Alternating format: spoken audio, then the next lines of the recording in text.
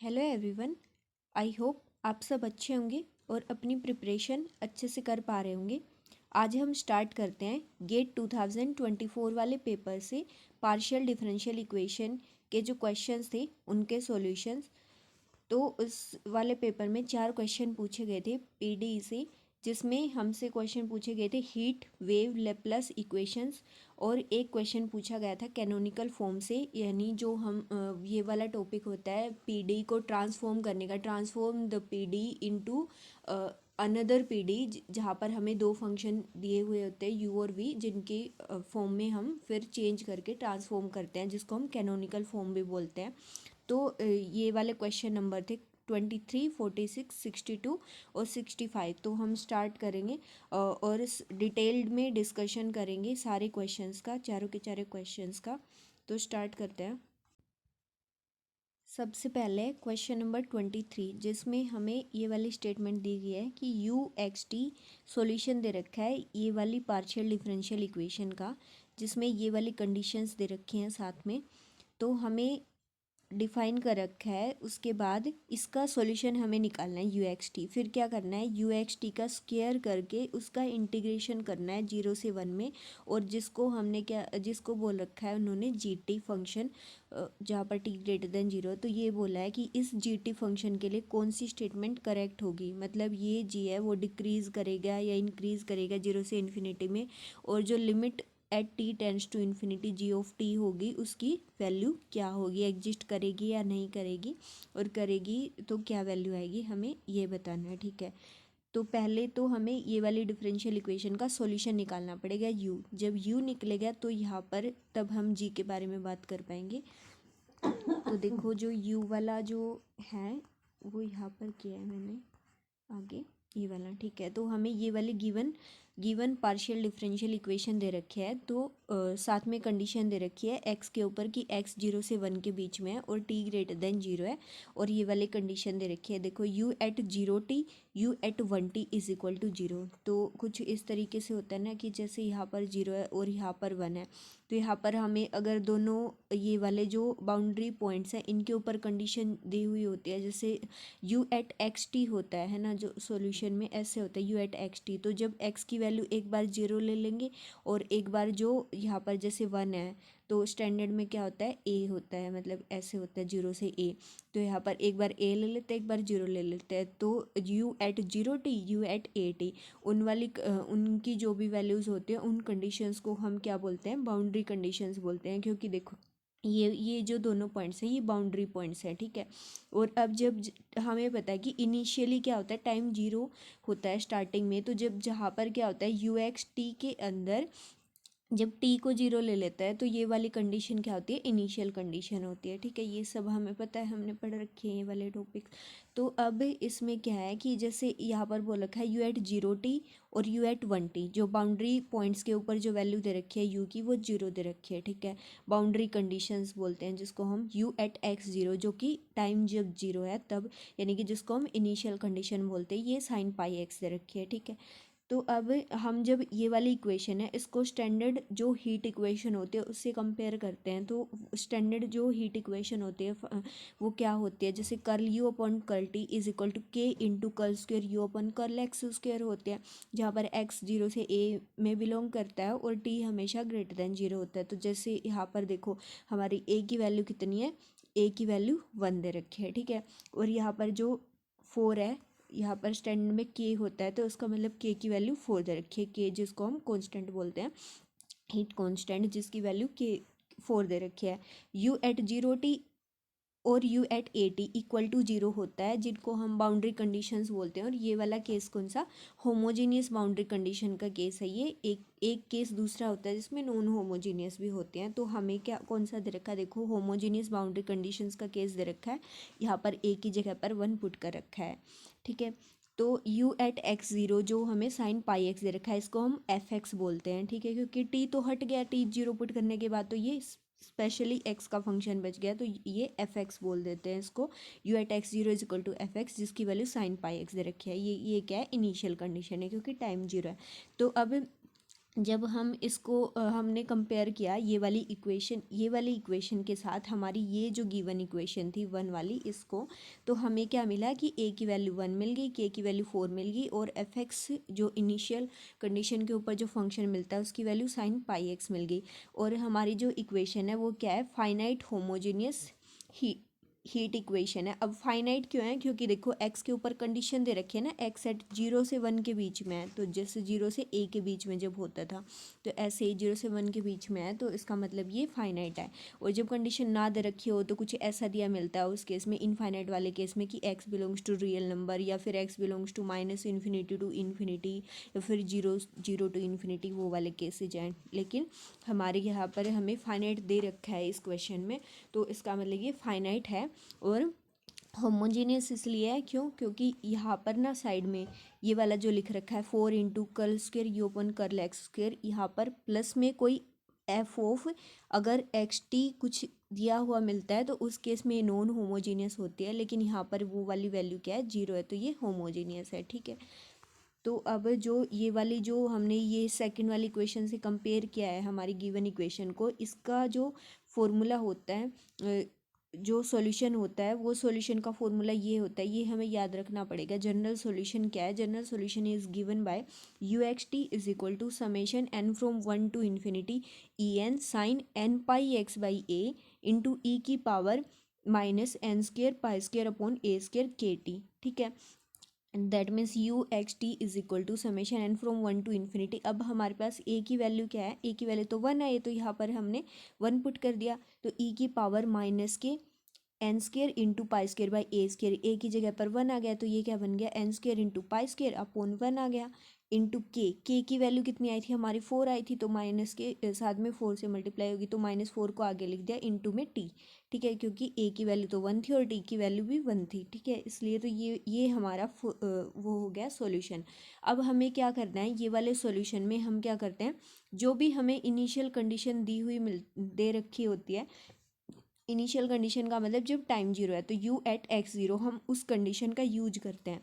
ठीक है, तो हमें दे रखा है U at X 0 sine pi X के इक्वल दे रखा है, तो यहाँ पर जब हम पुट करेंगे टी की जगह पर 0, तो ये वाली चीज़ क्या बन जाएगी, ई की पावर में 0, ई की पावर 0 होता है 1, यहाँ पर तो टी है ही नहीं, तो ये यू का यू रह जाएगा, e n into sine n pi x into में क्या आ जाएगा, ई की पावर 0 1 बन जाएगा, तो लेफ्ट साइड में क्या है साइन पाई एक्स, तो sine pi X is equal to, अब देखो हमें क्या करना है, कंपेयर करना है इन दोनों, ये वाली इक्वेशन, ये वाली जो वैल्यू है और ये वाली यहाँ पर जो समेशन से जो वैल्यू मिलेगी वो दोनों बराबर हैं, तो यहाँ से जब हम वैसे समेशन खोलेंगे तो हमें ऐसा मिलेगा, E1 साइन एन की वैल्यू पुट करते जाएंगे, sine pi X plus E2 sine 2 pi X plus E3 sine 3 pi X plus E4 sine 4 pi X and so on चलता जाएगा इन्फिनिटी तक।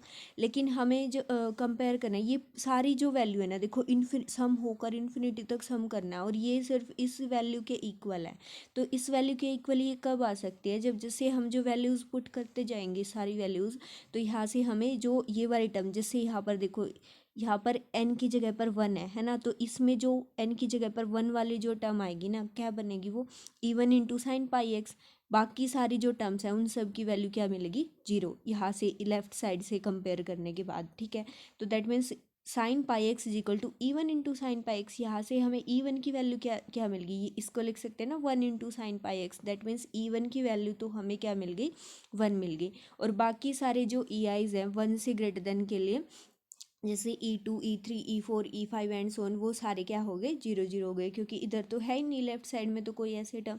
ठीक है, तो इसलिए तो E1 की वैल्यू तो 1 मिल गई, and EI is equal to 0 for all I greater than equal to 2।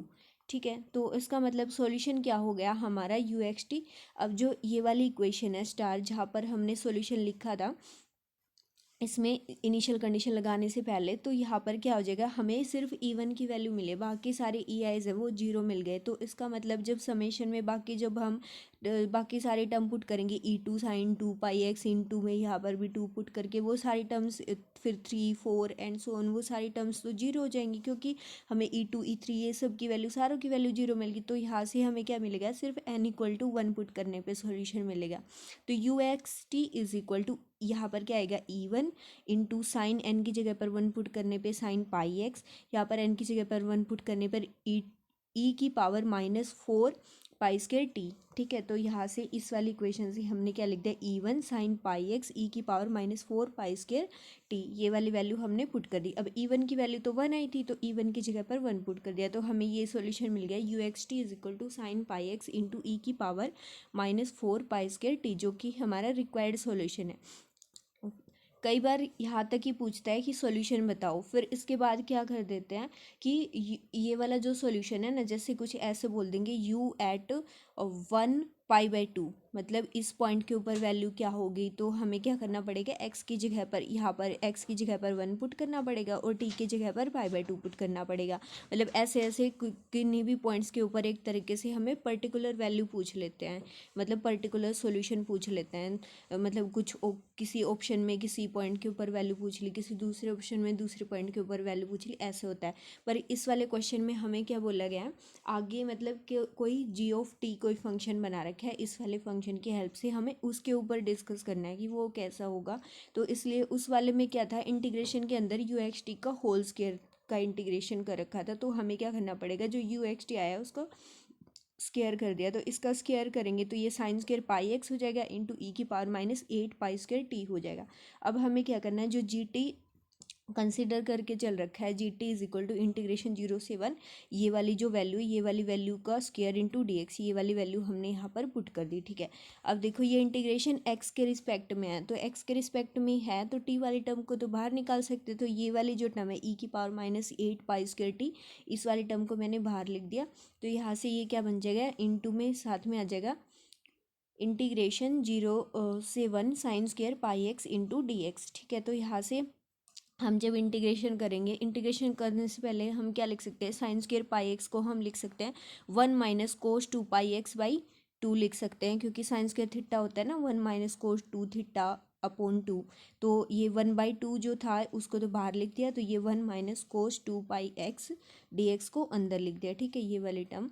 अब इसके बाद क्या कर दिया, यहाँ से इंटीग्रेशन कर दिया सिंपली, ये वाली टर्म का इंटीग्रेशन करके, और जब हमने लिमिट वगैरह पुट करी तो लिमिट पुट करने के बाद हमें यहाँ से क्या मिल गया, साइन 2πx है ये, तो जब अपर लिमिट पुट करेंगे तो 2π बनेगा और लोअर पुट करेंगे तो साइन 0 बनेगा, तो ओवरऑल यहाँ से तो हमें 0 ही मिलेगा। और यहाँ से मैं 1 माइनस 0 करके यहाँ से क्या मिल गया, 1 मिल गया, तो ये वाली वैल्यू किसके इक्वल आ गई, ई की power -8 pi square T upon 2 के इक्वल आ गई। ये GT की वैल्यू आई है। ठीक है, तो हमें ये बताना है कि GT इंक्रीजिंग है डिक्रीजिंग है। अब देखो ये एक्सपोनेंशियल की पावर -x टाइप का फंक्शन है, और ये वाला फंक्शन 0 से इन्फिनिटी में क्या होता है, डिक्रीजिंग होता है, क्योंकि देखो जैसे ये वाला जो फंक्शन कुछ इस तरीके का ऐसे ऐसे होता है। ठीक है, इसकी 0 पे वैल्यू 1 होती है, और जैसे जैसे ये वाला जो फंक्शन है, जैसे जैसे हम x को बढ़ाते जाते हैं, एक मिनट सॉरी ये उल्टा लिख दिया, ये e की पावर x का था, ऐसे ही जाएगा, 0 के ऊपर तो वैल्यू 1 आएगी, और जैसे जैसे हम इन्फिनिटी करते जाएंगे तो ये 0 को अप्रोच करता जाएगा, डिक्रीज डिक्रीज होता जाएगा। ठीक है, इस तरीके से। तो ये वाला फंक्शन है, ये वाला फंक्शन डिक्रीजिंग फंक्शन है, क्योंकि e की पावर x तो इंक्रीजिंग होता है 0 से इन्फिनिटी में, और e की पावर -x क्या होता है, डिक्रीजिंग होता है। ठीक है, तो ये e की पावर -x टाइप का है, ये वाला फंक्शन है, डिक्रीजिंग फंक्शन है 0 से इन्फिनिटी में, 0 से इन्फिनिटी ही पूछा है गिवन ऑप्शन में। और दूसरा क्या पूछा है, limit t tends to infinity g बनेगा क्या, ये बताना है कि g की वैल्यू क्या आएगी, हमें ये बतानी है।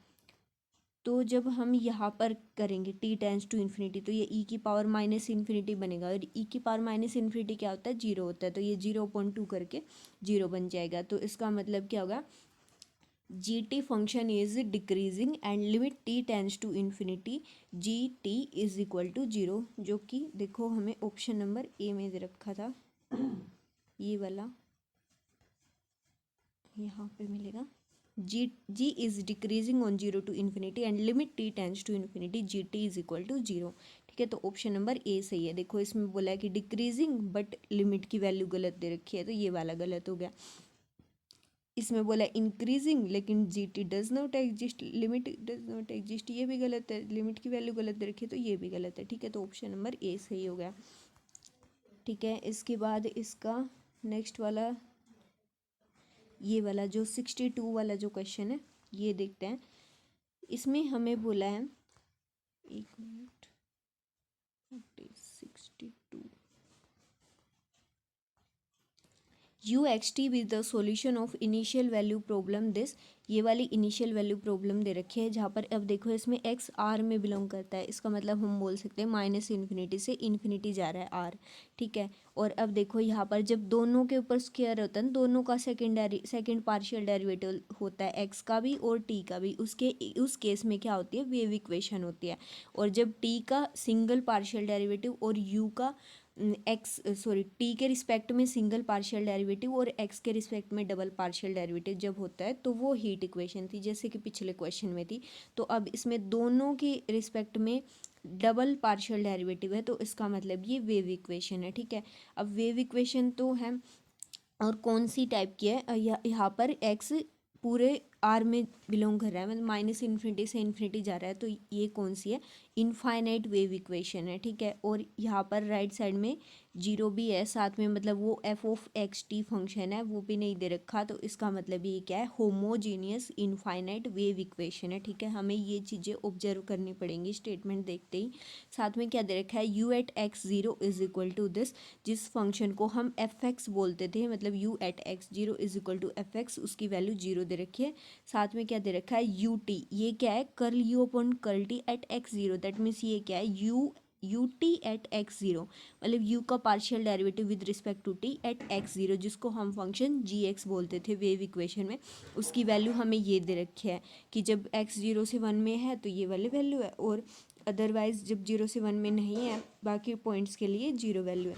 तो इसमें क्या बताना है बाद में कि जो u एट टू टी आएगा, अब देखो पहले तो हम यू एक्स टी निकालेंगे, ये वाली जो वेव इक्वेशन है उसका सॉल्यूशन, उसमें क्या करेंगे, जो यू एक्स टी आएगा उसमें उसके बाद हमें निकालना है यू टू टी, एक्स की जगह पर टू पुट करके, ठीक है। तो जो यू टू टी आएगा उस यू टू टी में हमें क्या बताना है, उस यू टू टी की value strictly greater than zero है, वो वाले टी बताने, वो वाले टी जितने भी होंगे, मतलब कि मान लो कि कुछ ऐसा है, या यू टू टी की जो वैल्यू है ना, जैसे इधर एक्स वेरी कर रहा है और इधर टी वेरी कर रहा है, ठीक है, कि कुछ ऐसे हैं जो ये वैल्यू है कि यहाँ से लेकर ये वाले टी से लेकर और बाकी ऊपर वाले टी के जो जितने भी टी होंगे उन सब के लिए जो वैल्यू है greater than equal to zero है। जैसे यहाँ से मतलब ये वाली जो वैल्यू है ना, ये वाली बड़ी ही आ रही है जीरो से, तो अब जो ये वाले टी है ना, यहाँ से ये वाले सारे टी आ जाएंगे, मतलब सेट के अंदर यहाँ से जो ये वाला जो सेट बना रखा है, तो उनमें से जैसे ये वाला इन्फीमम हो जाएगा, सबसे छोटा हो जाएगा, कुछ इस तरीके से। तो हमें ये बताना है कि इनफीमम किस सेट का, मतलब हमें टी की जो वैल्यू होगी ना, कि टी की जितनी भी वैल्यूज़ ऐसी हैं जिनके लिए यू एट एक्स, तो यहाँ पर फिक्स हो गया, एक्स की वैल्यू तो टू पुट हो गई, कि U at two T greater than zero है, स्ट्रिक्टली ग्रेटर देन जीरो, उन सारी वैल्यूज़ में से टी की जो सबसे छोटी जो वैल्यू होगी, मतलब जो इस वाले सेट की जो इन्फीमम होगी वो अल्फ़ा मान रखी है, वो निकालनी है। तो हमें अल्फ़ा की वैल्यू बतानी है rounded off up to 2 decimal places, 2 decimal places तक राउंड ऑफ करके, ठीक है। तो सबसे पहले हमारा क्या काम क्या है, हमने ये वाली चीज़ आइडेंटिफाई कर ली कि गिवन जो पीडी है वो एक वेव इक्वेशन है, और वो भी एक infinite homogeneous wave equation, infinite homogeneous wave equation है। और साथ में हमने ये देखना पड़ेगा कि उसका जो हम सॉल्यूशन लिखते थे हमें यू एक्स टी निकालना पड़ेगा, यू एक्स टी में एक्स की जगह पर टू पुट करके यू टू टी निकालना पड़ेगा।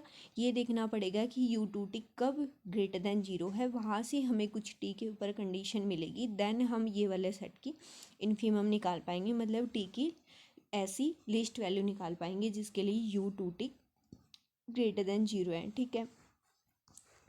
तो अब ये वाले क्वेश्चन को आगे किया है। तो हमें क्या दे रखा है, curl square U upon curl X square, ये माइनस करके ये ऐसे था minus of this is equal to 0, तो इसलिए मैंने इसको इस राइट साइड में ले जाकर लिख दिया। तो curl square U upon curl X square is equal to curl square U upon curl T square, जहाँ पर एक्स हमारा माइनस इन्फिनिटी से इन्फिनिटी या फिर एक्स बिलोंग टू आर बोल सकते हैं। तो जो इनिशियल कंडीशन है जिसको हम एफ एक्स बोलते थे वो क्या दे रखी है, u x zero is equal to zero दे रखे है। तो यहाँ पर ये क्या होता है, जो स्टैंडर्ड वेव इक्वेशन होती है उसमें ऐसा होता है curl square U upon curl T square is equal to C square into curl square U upon curl X square, इधर टी के रिस्पेक्ट में सेकंड पार्शियल डेरिवेटिव इधर एक्स के रिस्पेक्ट में, और इंटू में सी स्क्वायर होता है। तो यहाँ पर क्या है, यहाँ पर साथ में वन दे रखा है यानी कि वन का स्क्वायर, तो इसका मतलब सी की वैल्यू हमारी क्या है, वन है। ठीक है, ये चीज़ ध्यान रखनी है क्योंकि सी फॉर्मूले में यूज होगा आगे। तो अभी ये साथ में क्या दे रखा है, U T at X zero, ये वाली वैल्यू हमें दे रखी है। ठीक है, जिसको हम जी एक्स बोलते थे। तो ये एफ एक्स की वैल्यू है और ये जी एक्स की वैल्यू है। तो ये इनफाइनाइट होमोजीनियस वेव इक्वेशन है। तो इसके सॉल्यूशन को हम क्या बोलते थे, डी एलम्बर्ट सॉल्यूशन बोलते थे। तो इसलिए डी एलम्बर्ट फार्मूला से जो हम इसका सॉल्यूशन निकालते हैं, डी एलम्बर्ट फार्मूला क्या होता है वो इस तरीके से लिखा जाता है, solution U x T is equal to, ये याद रखना है हमें, ये इनफाइनाइट वाले केस के लिए ही हम इसको डी एलम्बर्ट बोलते हैं। और ये वाला फार्मूला सिर्फ इनफाइनाइट वेव इक्वेशन के लिए ही है, इनफाइनाइट होमोजीनियस वेव इक्वेशन के लिए। ठीक है, तो यहाँ पर अब ये क्या आ गया, 1/2 इंटू जो एफ फंक्शन होता है, जैसे यहाँ पर जो फंक्शन दिया हुआ होता है इस केस में तो जीरो ही दे रखा है।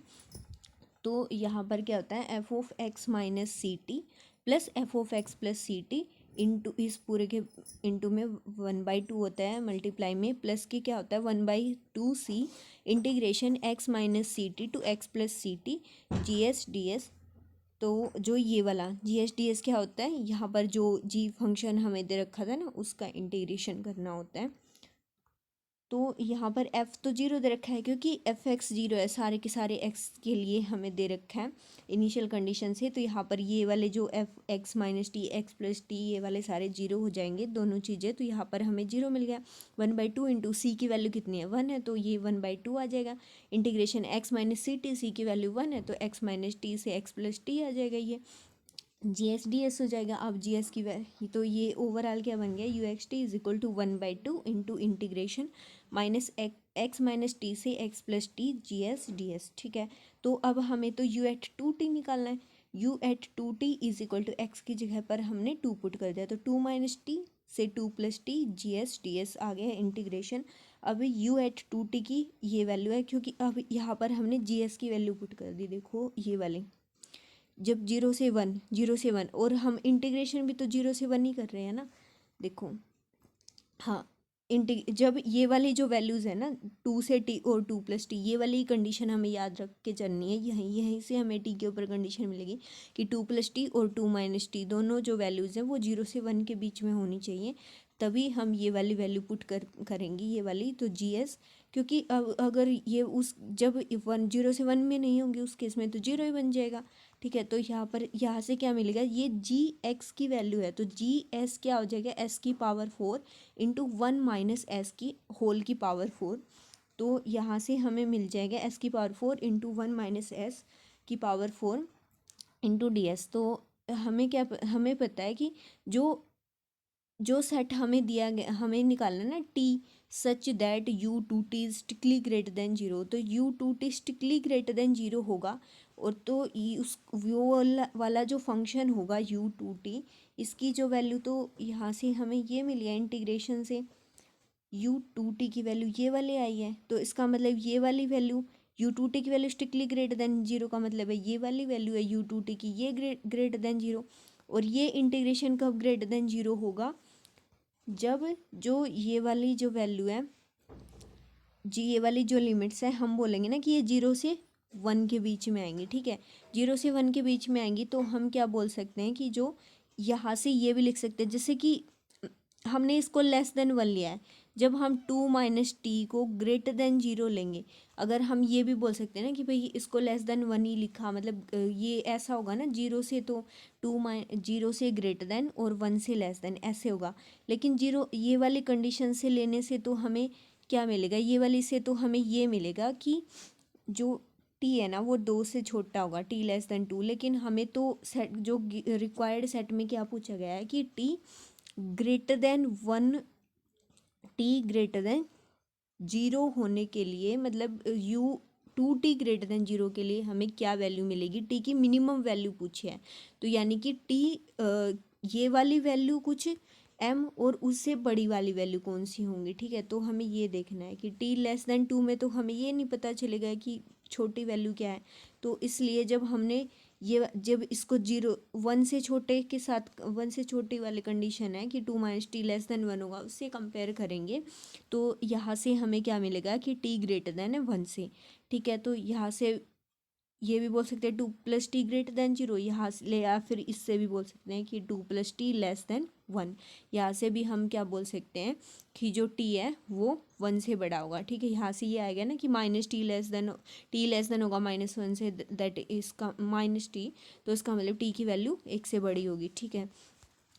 तो इसका मतलब टी की वैल्यू 1 से बड़ी आ गई। इसका मतलब ये वाला जो सेट था कि T greater then 0 such that u2t is strictly greater then 0, यहाँ से हमें क्या मिल गया, टी की वैल्यू 1 या 1 से बड़ी है, तो इसका मतलब अल्फ़ा की वैल्यू कितनी आ गई, 1 आ गई। तो ये वाले सेट की जो इन्फीमम जो आएगी वो 1 आएगी, ठीक है। तो इसका जो राउंड ऑफ ये डायरेक्टली 1 आ गई, तो इसको हम यहाँ से 1, तो इसमें आंसर में दे रखा था 0.99 समथिंग करके, और 1.01 तक की रेंज दे रखी थी, तो 1 इसी के अंदर आ जाएगा, इसी रेंज के अंदर। तो ये वाला आंसर सही हो जाएगा 1।